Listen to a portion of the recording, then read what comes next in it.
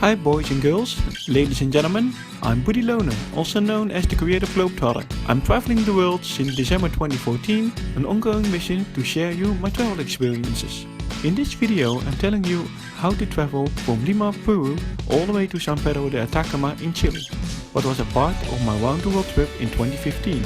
A journey into the extremes, from ancient temples, highest mountain passes I've ever seen, the most salty lakes, the dangerous roads, and the driest places on earth. This episode is about how to travel South America in the countries Peru, Bolivia and North Chile, the Andes region. Okay, vamos! My journey started from Miami International Airport, USA. I flew to Lima, the capital of Peru. I spent one day in Lima. I did a quick tour of old buildings of the Spanish colonization period. And the day after, I went to Paracas, 4 hours from Lima by bus. In Paracas is very famous of Isla Ballestas, a group of islands near the coast. You see Asian geoglyphs, alcandelares, seals, birds, and the rough sea.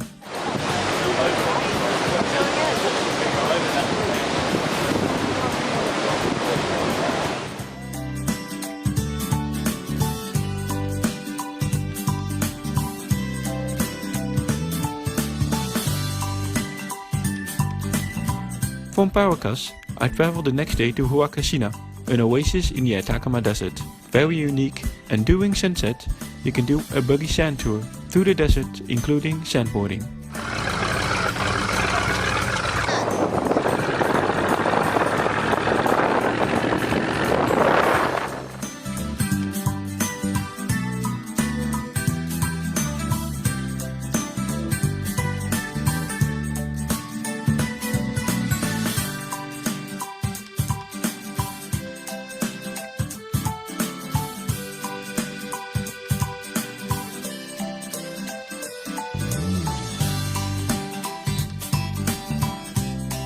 To avoid being relaxed too much, I traveled the day after to Arequipa. A night bus from Ica to Arequipa takes 12 hours. Arequipa is one of my favorite cities of Peru. A historical city full of tourists, but very easygoing. From Arequipa I went to Yanque, a tiny place in the middle of the Colca Canyon. In Yanque I spent one day and night at a local farmer's family.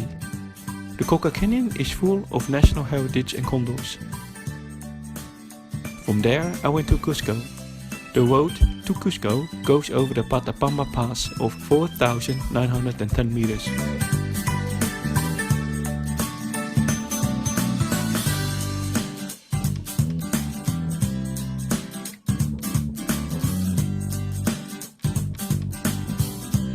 Along the way you see llamas, vicuñas and alpacas, extreme rock formations, breathtaking views. With my final destination, Cusco. Cusco is full of ancient artifacts, buildings and architecture, just like the terraces and temples near Ollantaytambo of the Incas.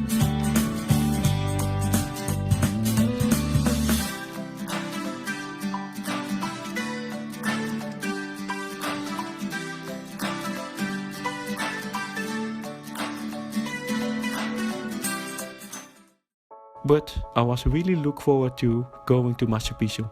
Oh, rewind please. Actually doing the Schaulinski trekking for 5 days to Machu Picchu. First we get the bus to Mollapata. From there we walk to Soraypampa at 3,900 meters. Green hills, local livestock up to the end of the path to stay overnight in tents, with temperatures of minus 10 degrees at night.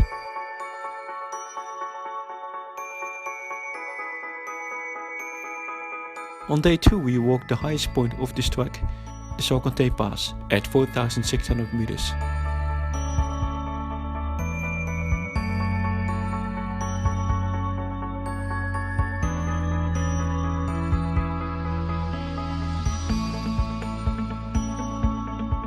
And there was one thing I had to do on the summit.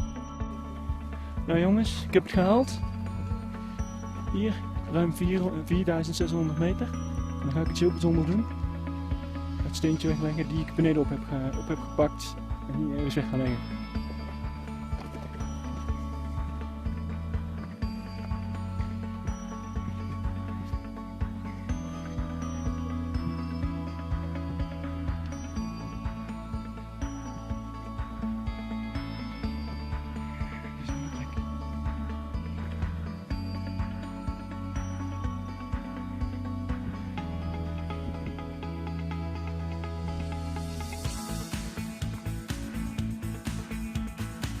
Near the Schaulinski you got a beautiful lake and it takes you 1 hour to get there. It can be very heavy because less of oxygen in the air. And also the breathtaking view into the valley when you go after the pass down. From the Schaulinski summit it was walking down to Schaulinski and after that to Santa Teresa, where we drove the last part by bus.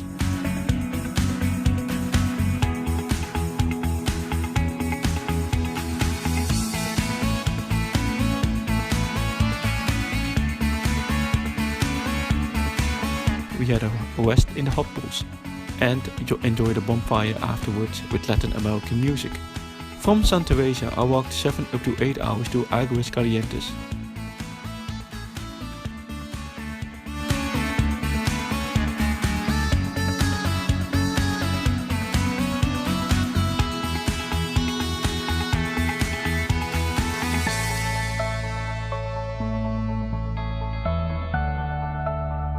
The last 3 hours was following this train track to the village. The final day of the trek we saw one of the incredible wonders of South America, Machu Picchu.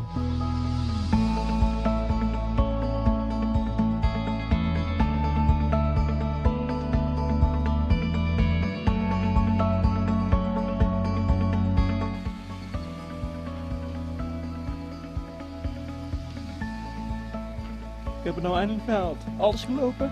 Hartstikke goed. We climbed a bit from 2,400 to 3,000 meters on Machu Picchu mountain.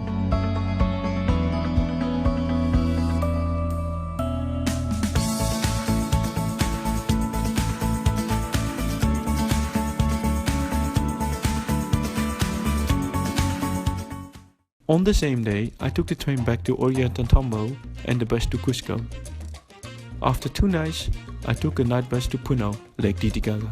Puno is famous of its Uros Islands. Local tribes, the Uros, sell fashioned floating islands of reed and other natural materials.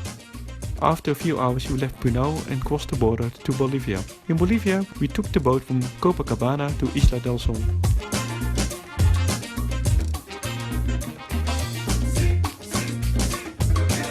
During nightfall we took the boat back and went to La Paz. La Paz, the Spanish name also known as Peace, is the unofficial capital of Bolivia. The government is located here, a historical city you can spend several days in. Also, a trip to the other city, El Alto, on top by cable cart is a nice addition. Near La Paz, there's the Yangas Road, also known as the Dead Road. Up to 2006, it was the most dangerous road in the world, between 200 and 300 deaths each year. Nowadays, you can do some downhill mountain biking. Just like me, I was one of the thrill seekers downhill the 64-kilometer path to Coroico. Because of the danger, Bolivia built a new road. Most of the traffic uses this road from Coroico to La Paz or vice versa.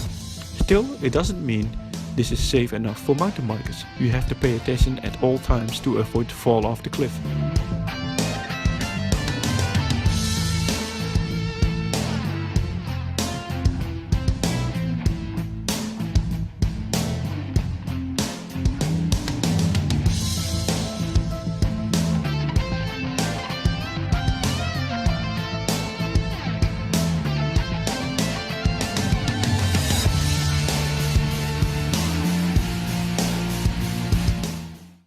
After spending some time in La Paz, it was time to go to Uyuni.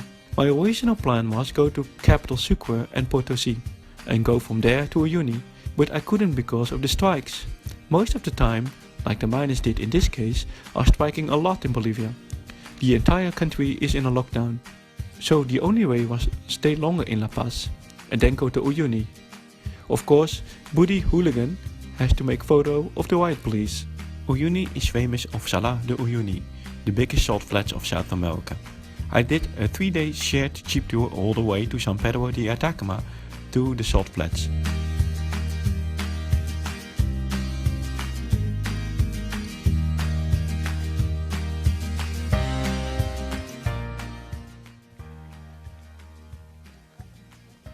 Een en al zoutvlakte. Ik ben over de Himalaya geweest, ik ben over heuvels, strand, woestijn geweest met dit. Ik heb nooit van mijn leven gezien. Echt nog nooit van mijn leven. On day 1 we traveled to San Juan. and on day 2 to Laguna Colorada. Day 2 was a bit different because of the variety of landscapes.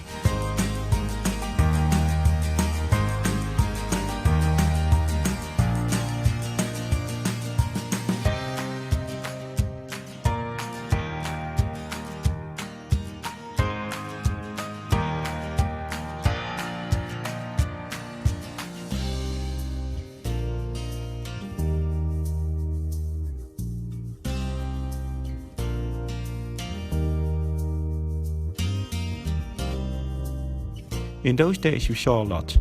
The Salt Hotel near the Dakar statue, Incahuashi, an island of cactus on the salt flats, flamingo, more wildlife, and the Laguna Colorada, a lake with wet water.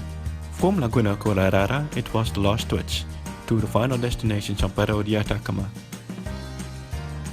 We passed first the geysers, the hot pools and the border post. In San Pedro de Atacama, or San Pedro for short, you can visit by bicycle Valle de la Luna, or Valley of the Moon, and Valle de la Muerte, Valley of Death, in the Atacama Valley. It's supposed to be one of the driest places on Earth. 0.1 or 0.2 millimeters of rain falls each year.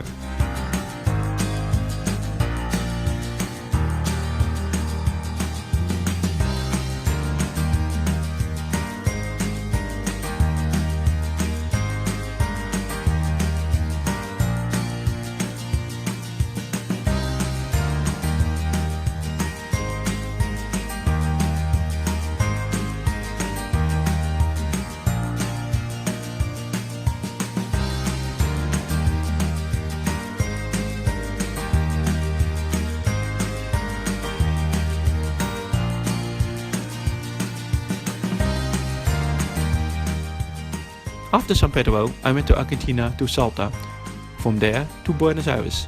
This was also one of my last weeks of my round the world trip in 2015. Thank you for watching and stay tuned for future travel guides. Don't forget to subscribe. If you have any questions, comments, or you want to contact me, post below or go to my website thecreativeglobetrotter.nl.